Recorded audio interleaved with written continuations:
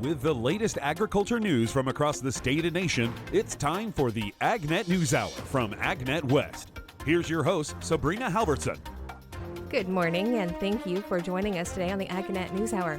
Coming up later, the breakout sessions are announced for the National Farmers Union Anniversary Convention, and federal funding is helping support more in-depth pistachio research. But to start our show today, in today's Almond Matters, brought to you by Valent USA, disease management will be an important consideration with almond bloom this year. Here's Brian German. In this week's Almond Matters segment, we're joined once again by Field Market Development Specialist with Valent USA, Todd Berkdahl. And now California's gotten quite a bit of rainfall in the last week, but looks like there's going to be a bit of a break in the weather this week before potentially some more storm systems coming in. And so, Todd, what's this sort of weather pattern mean for growers with these rainstorms and now bloom on the horizon? Because some areas received some pretty significant rain last week.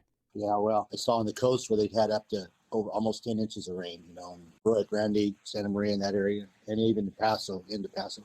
But we got a couple inches here, and, ground's pretty wet still, but it's probably going to be feasible to get in, I say Wednesday, Thursday this week. Most places, depending on soil type. So we're heading into bloom. As the weather warms up, the bloom's going to start popping. Again, I don't know how much, I don't think we got enough chilling, for like certain varieties, especially pistachios. But for almonds, looks like it's gonna come on this week for all the earlier varieties, and by next week, the valley will look white, with all the acres. So you got bloom coming up. You potential for rain coming up past this weekend. I think it's Saturday, Sunday supposed to be more rain. Maybe in the next week, Saturday, Sunday, Monday, Tuesday. So you've got open blooms out there and potential for infection. Monolinea, blossom blight, is going to pop its head up, especially with the weather the way it is, I think. So I think it would be advantageous for people to put on an ounce of prevention to reduce the amount of cure that you're going to have to go on if you put it on after the rain. It's always better to get on preventatively, especially with fungicides and disease. Get it before it gets out of hand. If it gets full-blown infection, then it's like trying to put a forest fire out with a garden hose. It just doesn't really work really well. And most of these fungicides, they don't have a lot of reach back under a full-blown infection. So conditions will be probably pretty good for monolinea. Also, the shot hole, as they leaf out, the spores will be there. Potential for scab, if there's a history of scab out there. A bunch of several pathogens, but monolinea blossom blight, it can knock off all the flowers, anything to spray. So guys called me yesterday, wanted to use Retain, to keep the bloom vibrant longer, improve fruit set, and asked me if you could use fungicides with that application. And that is a viable option, is to use fungicides. If you're going to use Retain, you can use fungicides with it. With the exception of Fontelis, but everything else is fine. So, with the weather coming up, you're going to have probably 3 or 4 days of maybe intermittent weather that's not conducive to good pollination. Bees won't be flying, below 50, 55 degrees. Pollen tubes don't grow. So it might be a good option to put on Retain this year to alleviate some of this potential effects of weather. And you can't put on a fungicide with that. The other thing is, guys, there's a few people still doing sanitation out there. Not a lot, but navel orangeworm is there. You also got peach twig borer coming up in the near future, so applications for that as well. Probably a couple weeks away from that. Usually that's after petal fall. You don't want to put any insecticides on during bloom, just because of potential for bee kill. It's just not good stewardship. Don't even go there. So I think the name of the game is going to be fungicides for the next 10 days here or so. Bloom is a critical period. What you set at this time of year, and it's going to be your crop come August, September, shake time. So getting a good fruit set is really key, and you don't want to have disease affect that. And now with Retain being an option out there for growers, as far as making applications go, are those forecasted rains going to be an issue for that? Well, again, to go out there with just Retain for the bloom, I would say because of the weather, you'd want to tank mix with a fungicide, or tank mix retain with a fungicide. The disease portion is probably the bigger animal at this point, but keeping those flowers vibrant longer is also really going to be. I don't know if anybody could predict the weather, we wouldn't be here. So I don't know what it's going to do, but if it stays wet and cool, it's not conducive to good pollination or fruit sets. So having retain on there gives you a buffer, basically a buffer against that, so the flowers remain viable longer. Basically, retain basically blocks ethylene production, and when you start bloom, you're going to have early flowers, late flowers. The tree plant usually naturally produces ethylene through a physiological pathway, and basically retain stifles that pathway. It shuts off that pathway. Gives you about 3 to 4 days of, maybe 5 days, depending on if it's colder weather, probably 5 days of effect that basically shuts off that pathway, keeping the flowers from senescing, keeping them viable longer. So with that flower viability comes the potential for increased fruit set as the bees come back out and start doing their thing. Thank you, Brian. You're listening to the AgNet News Hour. I'm Sabrina Halvorson. In today's National Spotlight, the U.S. Department of Agriculture this week announced a new effort to train the next generation of conservation and climate leaders. It's called the Working Lands Climate Corps. Deputy Secretary of Agriculture, Xochitl Torres-Small, made the announcement at the National Association of Conservation Districts annual meeting in San Diego. Will McEntee, Senior Advisor for Public Engagement at the White House, explains. This program is part of the American Climate Corps that President announced back in September of last year, that's putting a new generation of Americans to work conserving our lands and waters, bolstering community resilience, deploying clean energy, and tackling climate change. And what Deputy Secretary Torres-Small announced today is the Working Lands Climate Corps, which will provide technical training and career pathway opportunities for young people, helping them deliver economic benefits through climate-smart ag solutions for farmers and ranchers across the country, both now and in the future. And its first cohort will aim to create service opportunities for more than 100 young people. So we're really excited to build off of the interest from the American Climate Corps and to work with young people through this new program on our working lands and with in partnership with our farmers and ranchers. According to the White House, to date, more than 50,000 people have expressed interest in joining the American Climate Corps, and over the past several weeks, 2,200 people have participated in American Climate Corps listening sessions. This is, one of many programs within the American Climate Corps initiative. So there are, many ways for folks to get involved, and you can visit whitehouse.gov/Climate Corps to learn more and to submit your interest in participating in the American Climate Corps. But this is a new program, partnership with the Corps Network, the National Association of Conservation Districts, AmeriCorps, and USDA to start this new program, the Working Lands Climate Corps, and starting with providing those new opportunities for more than 100 young people as a start. USDA's Natural Resources Conservation Service is working in partnership with AmeriCorps, the Corps Network, and the National Association of Conservation Districts in this effort. That's today's National Spotlight. Now here's Will Jordan with this livestock report. In today's livestock news, with less than a month to go until the federal budget approval deadline, appropriations are still hot discussion, especially in agriculture. To learn more, I visited with Tanner Beamer, Senior Director of Government Affairs from National Cattlemen's Beef Association. Keeping the federal agencies funded is critical, right? Because if we have a government shutdown, producers out across the country are going to notice some things immediately. We're not going to have any of this livestock mandatory reporting information, which is very critical from a market transparency perspective. We're also not going to have access to NRCS or any of the FSA programs or farm loans. Those offices will be closed for the duration of a government shutdown. So just on the surface and by itself, it is important that we pass an appropriations bill and keep the government funded. funded. In addition to that, the appropriations bills, because they are must-pass pieces of legislation, it creates an opportunity for us to advance our members' policy priorities through that process. And we've got some riders in the House version of the bill to prohibit USDA from implementing their very harmful packers and stockyards rules. We've got some money earmarked for APHIS to purchase electronic identification tags to offset the cost for producers to comply with the traceability rule that we are expecting to come out of USDA.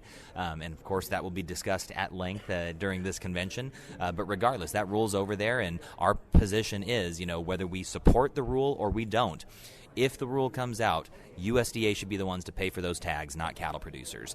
So we've got a lot of priorities tied up in this particular appropriations package, and hopefully Congress will decide that they want to permanently do something instead of just kick the can down the road, and we'll be able to get some of this stuff done. Taking a look at the Farm Bill. The Farm Bill, of course, expired on September 30th of 2023. Now, USDA had some funds in reserve and some other means at their disposal to make sure that some of those programs weren't going to run dry and producers were going to be left out high and dry.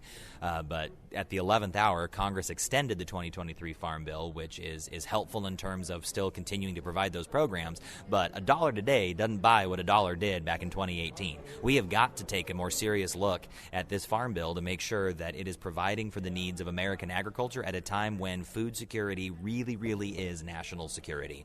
And so from that perspective, it is imperative that they get something done on this. Now, appropriations being kicked down the road to the March 1st and March 8th deadlines, that's going to kind of create some problems, because during a presidential election year around May, any interest in bipartisanship, even though there hasn't been an abundance of it this Congress, but any interest in it goes out the window so that Republicans and Democrats can go back to their respective corners and support their respective nominees for president. So if we can be successful in clearing appropriations by March 8th, that creates a very narrow window to get the Farm Bill done. But that there's a lot of things that have to go right in order to accomplish that. And thus far, it's been a little bit of a dicey process.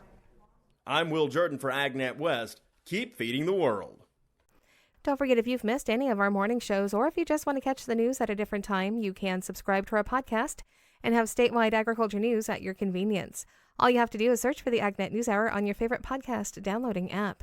That's AgNet News Hour, and it's available on both Apple and Android devices. This is the AgNet News Hour. I'm Sabrina Halvorson, and we will be back in just a moment.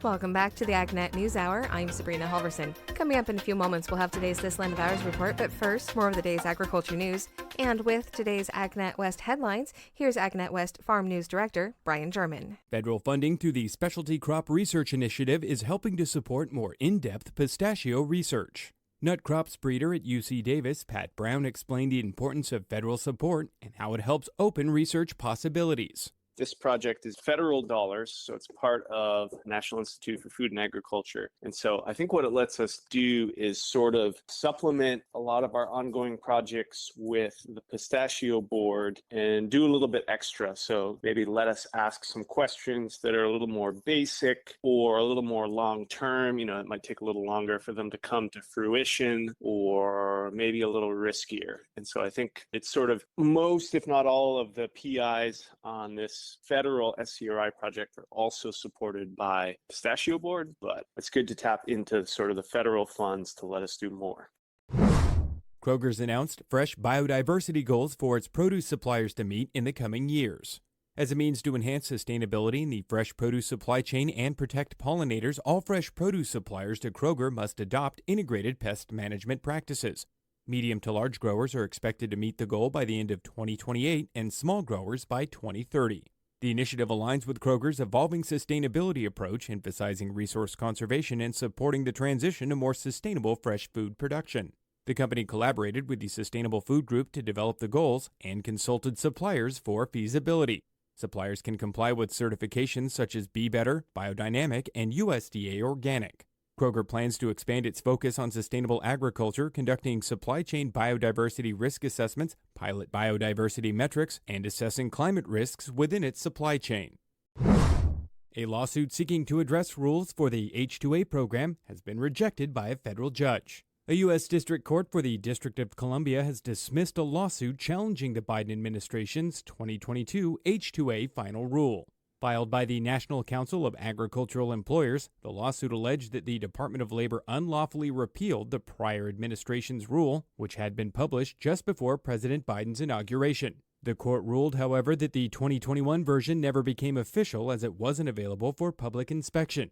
Judge Rudolph Contreras rejected the argument and ruled that the Labor Department had gone through the required notice and comment period under the Administrative Procedure Act in implementing the 2022 rule, which remains in effect. Although acknowledging increased costs for agricultural employers under the new rule, the court concluded that the concerns were adequately considered by the Labor Department. The U.S. Department of Agriculture is inviting applications from state cattle associations or general farm organizations to nominate individuals for the Cattlemen's Beef Promotion and Research Board. The deadline for applications is February 23rd, and the criteria for participation includes representing a substantial number of cattle producers, demonstrating stability and permanency, and having a primary purpose of promoting the economic welfare of cattle producers. Importer organizations wishing to participate must consider factors such as members represented, annual import volume, stability, and years of experience. Certified organizations will be notified by the USDA, and the Secretary of Agriculture will appoint board members from their nominations. The Cattlemen's Beef Promotion and Research Board is comprised of 92 producers and 7 importers, and more information is available on the Cattlemen's Beef Board webpage. Breakout sessions have been announced for the National Farmers Union's 122nd anniversary convention that will be taking place next month. The convention will feature policymakers and educators discussing a variety of topics and serves as an opportunity for networking with Farmers Union members from across the country and Farmers Union leadership. The event's going to be held March 10th through the 12th at the Scottsdale Plaza Resort in Scottsdale, Arizona. Some of the in-depth breakout sessions at this year's convention will highlight topics including biofuels, the impact of right-to-farm laws, protection of landowner rights, food safety, and managing stress and stressors in agriculture. Registration for the event will remain open through February 28th. More information about the 122nd Anniversary Convention is available at nfu.org/convention. West Region Sales Agronomist for AgroLiquid Abe Isaac joins us today to highlight the relationship between micronutrients and the big impact a small amount can have. The thing about it is they're called micronutrients for a reason, because you don't need a lot of them. When you look at your tissue sample tests and your soil tests, you're talking at parts per million of zinc of 5, 6, or 7 parts per million in that soil, and you're going, hey, I'm sufficient. And in the plant, it's very similar to that. In fact, probably a little bit less. So you don't need a lot.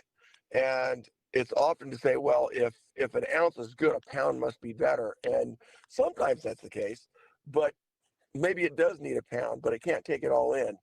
So you spoon feed that. And that's very important about micronutrients, and also not going in with just one micronutrient by itself. A lot of companies, and AgroLiquid is one of them, but there are a lot of companies that have micronutrient packages together that when you put them on and apply them rather than each individual nutrient, they work much better in synergy. And you can get the equivalency of a pound of zinc out of a quarter of a pound of zinc when you mix it with manganese and iron and copper and things like that, and boron, and you put those all on together in small amounts and make them multiple applications. When I say multiple applications, you're going through their bloom time, you're going through their in the springtime with the fungicides and everything else. Throw some nutrition in there. You don't need to put a lot, but just continue to hit it so you get that fruit set. You're building cell wall, you're filling cell walls, and you're preparing that plant to defend itself against disease and against pests and things of that nature. So stronger, healthier plant is better able to defend itself, just like ourselves. You know, we get enough rest, we eat the right things, exercise a little bit. We might still get sick, but we may not get as sick as those that are just sitting around eating ho-hos and sitting on the couch. And that's the same thing with our plants.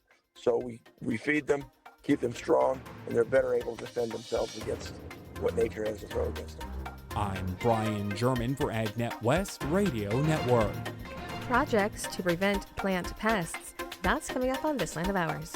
More than 370 projects across U.S. states and territories are funded as part of a USDA program focused on plant pest and disease defense. Samantha Simon of the Animal and Plant Health Inspection Service tells us about the USDA program designed to support state efforts. Plant Protection Act Section 7721, it grants USDA the authority to provide funding to strengthen our nation's infrastructure for pest surveillance, detection, identification, and threat mitigation. It also safeguards the nursery production system and respond to plant pest emergencies. The act actually was established through the 2008 Farm Bill. It established the Plant Pest and Disease Management and Disaster Prevention Program and the National Clean Plant Network Funding Program. And so those two programs together, we just call Plant Protection Act Section 7721 or PPA 7721 for short. We are drinking more and more coffee and consuming more and more caffeine. This trend has both positive and negative aspects. Gary Crawford explores both on this edition of Agriculture USA. And now, here's a 1946 movie scene that's set in a coffee shop. Roll that film. I want a cup of coffee. Okay. Just a cup of coffee. That will be 20 cents, please. Whoa. Stop the projector.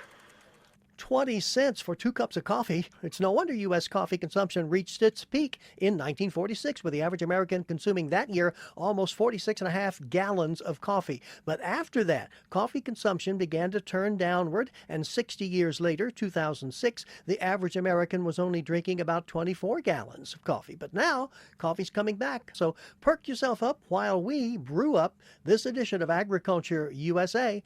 I'm Gary Crawford. Everybody likes a great comeback story, and coffee's certainly one of those stories, going from 60 years of declining popularity to today, re-imaged, remarketed as a prime high-value product, retooled and made fashionable for today's lifestyle, and with every type flavor configuration that anybody could imagine. Oh, it is a new world of coffees out there. Comedian Tim Hawkins says the way that many women deal with coffee these days is different from men.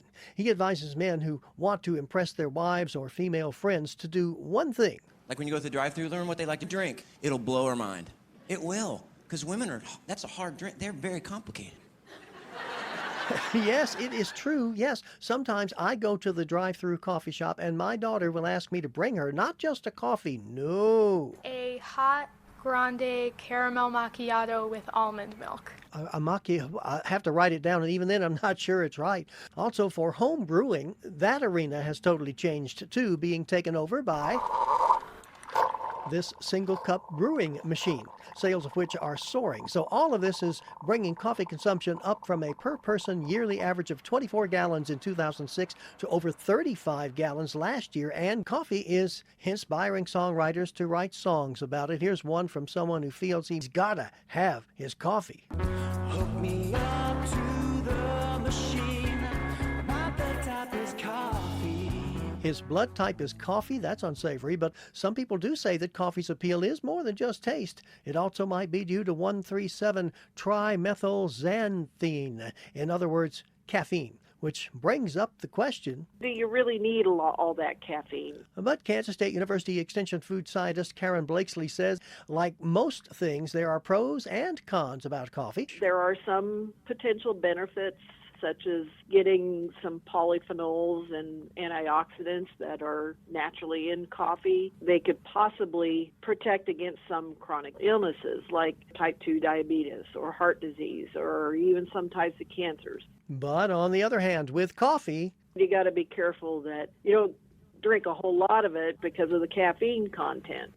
Too much caffeine can affect a whole range of other things, such as raising your blood pressure or making you jittery or increasing your heart rate. The Dietary Guidelines for Americans says healthy adults can safely take in about 400 milligrams of caffeine a day. So that's about 4 normal-sized cups of coffee a day. But do you have a heart condition where caffeine could increase your heart rate, and that might not be a good thing for you? Also, she says, consider that coffee may not be your sole source of caffeine. There's tea. 8 ounces of tea can have as little as 20 milligrams up to 120. And then you've got soft drinks. 20-ounce soda can have from 22 to 70 milligrams of caffeine. And then, of course, a relatively new arrival on the scene, Energy drinks. They can range from an 8-ounce can with 80 milligrams to a little 2-ounce drink with 230 milligrams of caffeine in it. Plus, we have currently on the market caffeine-enhanced waters and other things. So Karen Blakesley says if you are curious about your actual caffeine intake. The International Food Information Council has what they call a caffeine calculator. It's on their website at foodinsight.org. It's got places to type in there how much and what type of coffee you drink each day. Even decaf coffee, instant coffee, different types of tea, sodas, energy drinks, and chocolate. Again, that website is foodinsight, .org. It has all things caffeine. One more thing. Karen Blakesley says if you've got to have a lot of caffeine to simply stay awake. Maybe you need more sleep. Could be. Maybe you took a little snooze during this edition of Agriculture USA, huh? Well, this is Wide Awake. Come on, wake up. Wide Awake. Gary Crawford reporting for the U.S. Department of Agriculture. This is the AgNet News Hour, and we will be back in just a moment. Welcome back to the AgNet News Hour. With today's featured interview, here's Chuck Zimmerman. At CattleCon 2024. So I have with me Lance Zimmerman with Rabobank. And Lance, first of all, tell us a little bit about yourself and what you do. Yeah, I'm our senior beef cattle market analyst for Rabo Research, which is a division of Rabobank. So I work with the bankers, the clients, and the industry at large, just helping navigate the complexities of this beef cattle market throughout the entire North American space, but obviously a major focus on the U.S. Well, you just published a research report, this one, I think, focusing on rebuilding the beef supply chain. Tell us what are some of the highlights of what you found in this report? Yeah, one of the biggest things that we've been talking about as a U.S. beef industry really since the pandemic are various aspects of rebuilding, right?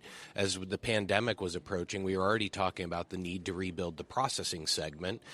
Today, everything's dominated with how do we rebuild the U.S. cow herd. And so what the research paper dives into is the complexities in the market, that for really the last 25 to 30 years, the U.S. beef industry has embraced demand building. Obviously, being at CattleCon, we're have a lot of discussions this week on demand and the robust growth we've seen since the lows in the late 90s. But as we've done that, we've also seen supplies shrink, both in cattle numbers and total per capita beef supplies. What it's resulted is incredibly high prices, record high prices, which we all love, but that also comes with the consequence of raising the cost of mistakes, right? If you make a mistake in marketing your cattle, if you make a mistake in production, it costs more because the dollars are higher. The dollars at stake across the industry are higher. So this paper really focuses on what are some things that have caused more volatility, that have made us more vulnerable throughout the supply chain, and then how can we go about fixing some of those challenges? Well, if I understand, this adds volatility and some uncertainty. That's not necessarily a good thing for a producer, but why does that happen, and what are kind of the ways that may change? Yeah, I think one of the things that happens when you're at these higher price levels is we've also just had an evolution in our markets, where 20, 30 years ago, the futures markets were participated by those who were buying and selling cattle and beef. Today, we have more additional market participants from outside agriculture involved in our markets. We also have a lot more outside investment. Then you think about what's happening with our climate patterns these days, incredibly more volatile. If we think about the drought that we were in through the early 2010s that led to the last herd liquidation, then we were swimming basically in extra water and precipitation through the later parts of the 2010s, only to today be talking about, again, extreme drought through a lot of major areas. So we have market volatility, and we have climate volatility, and then we have all of the moving factors that are then affected because of that.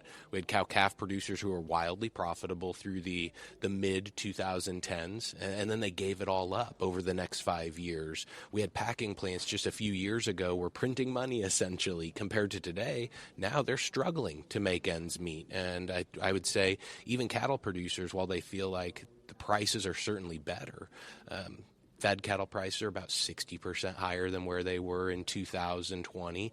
Feeder cattle prices very similarly. But so were corn costs. So are fuel costs. Interest rates are 130% higher than where they were during the last expansion. And so a lot of the price increase that we've seen over the last 18 to 24 months simply made us whole again for a lot of cattle producers. What role do beef consumers play in this, and is likely to happen that might help producers then? No, that's a great question. I think this question started coming up even last year at these meetings. How much can we expect the consumer to help foot the bill? And as we look at that, that's part of the research paper. I go into this idea that consumers during the last cattle cycle highs were willing to work basically 14 minutes for a pound of choice beef and about 10 minutes of labor for a pound of ground beef. And we're well below those today, those amounts of labor. In other words, what does the beef price look like relative to median household incomes, essentially? If we use those same metrics and we look at where we are today with median household incomes, we look at where we are with beef prices, we have upward mobility. We can actually get choice beef prices up towards $9.50 a pound, where today they're around $8 a pound. We can get ground beef prices up towards $7 a pound, where today they're in the upper fives. That'll support higher cattle prices, support a higher cutout, all of those things that we need to fuel the next expansion. But we're obviously a long way from being there today. Also involved in this mix is public policy. There's a lot of talk about that for beef producers here at this conference. Is there any expectation that might become a positive when it comes to helping beef producers? No, that's actually one of the key takeaways in this paper. I focus on, hey, yes, there is this volatility around us, there is this uncertainty, but how do we look for solutions, right? And the three options or the three opportunities I sought out in the paper were vertical coordination, increased adoption of technology, and more public policy engagement. And that's very fitting considering where we are this week. But producers generally have a hesitancy when they hear, hey, I'm the government and I'm here to help. And I get that. But here's the deal. The government's not getting less involved in any of our lives. And so with that being the case, how do we go about making sure that the involvement is favorable, that the involvement helps? And the only way that can happen is if we provide input. And I think whether it's crop insurance, whether it's pasture and range insurance, whether it's livestock risk protection, are all those products perfect as they exist today? No. Are they a net positive for the industry? Absolutely. Trade and the negotiations that have to happen to get favorable trade agreements for beef, opportunities to have more conservation program involvement in our farms and ranches, opportunities to help with this whole sustainability hurdle that we all have to eventually jump. The government can have a very positive role in all of that, but we got to be engaged. We got to tell them what we want. We got to talk truthfully about the challenges we face and be involved in not only establishing helpful programs, but improving those that exist. Well, before we close, anything else about your report that you've just published that we didn't touch on you might want to mention? I think the biggest thing to circle around on that concept of vertical coordination, we want to preserve the independence of the American cattle producer. That's what's unique about cattle and beef production in the U.S. compared to other commodities, both within the U.S. and even around the globe. But this idea that when we think about the demand growth that we've seen over the last 30 years, a lot of that was coming because we worked together. We worked hand in hand with feed yards, cow-calf producers, packers, retailers, restaurants.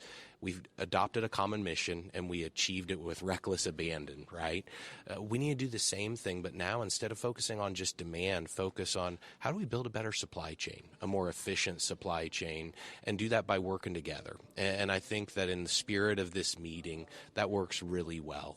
Make those relationships, build those business connections with the consumer in mind, and at the end, we can all be better off. All right, well, thank you very much, Lance, for visiting with me here and telling us about the latest research from Rabobank. And here from CattleCon, I'm Chuck Zimmerman reporting. You are listening to the AgNet News Hour. The World Ag Expo is underway in Tulare, and that is where we wrap up our show today. Here's Brian German. All right, and we are out here at the World Ag Expo this year, and who have we got with us this morning? This is Megan Lawson, Marketing Manager for the International Agri Center. And we're here for the second day, Wednesday, which is Valentine's Day, of course. And so what's going to be on deck here for today out at World Ag Expo? So Wednesday is a really exciting day for us. We have a brand new event happening at 3 p.m. in our WW Pavilion, which is our livestock pavilion. We are doing our first ever live cattle auction. So if you haven't experienced that or it's something that you're interested in, please head over to the WW Pavilion for that. We also have partnered with Fresno State, who's going to be hosting a seminar, which is a pitch event. So kind of a Shark Tank type of event, which is really cool. We've had it last year and it's a really fun thing to go check out. And as part of the livestock, whose idea or what was the onus of this? Where did this come from? That seems like an exciting addition to this year's expo. Yeah, so the WW Pavilion was added a few years ago. It's been a great addition, adding that livestock piece to our show, having some live animals out there. Last year we partnered with the Western States Beef Masters Breeders Association, and they're the ones putting on that live auction for us. Last year they did a bunch of demos, so we're really happy to have their partnership and that they've continued to expand with us to bring us that piece this year.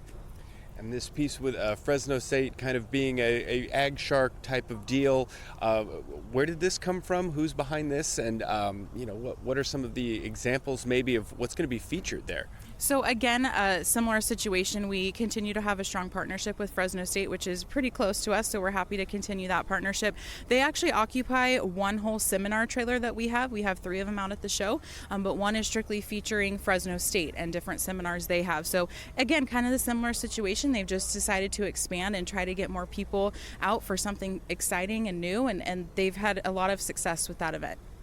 And along with that, there is plenty to see here, lots of demos and things like that. And there are several areas where there are specific to come check out some of this equipment at work, right? There is. So we have ride and drives and demonstrations throughout the show. So we have our Toyota ride and drive back. AGCO Fent has done a ride and drive. Gus has a demonstration area, which is a top 10 winner. So they're really cool to check out. But we also have a couple new ride and drives this year. So we have Can-Am and Bosun Motors doing a new ride and drive. And we also have a lot of demonstrations happening in people's spaces. A lot of drones, which is something new for us this year. So exhibitors will actually be displaying those drones in action right in their booth space. And going up and putting those on displays. So lots of movement out on the grounds this year, and we're really excited to kind of get away from that static show and really show people these products hands-on. And just lastly here, for anyone hearing this that wants to head on down, what's going to be the hours of operations here today, and is that going to be available for people? So today we are open from 9 to 5, so get here early if you can to avoid that traffic, or take the park and ride and come out and join us. That's today's top agriculture news. I'm Sabrina Halvorson. Thank you for sharing your morning with us. To get more information on the topics you heard today, visit AgNet West online at agnetwest.com. You can also stay connected by following us on our social media at AgNet West on Facebook, Instagram, and Twitter. You can also find our broadcast team of Brian German and Sabrina Halvorson on Facebook and Twitter. Thank you for listening to the AgNet News Hour from AgNet West. AgNet West Radio Network, your primary choice for agriculture news.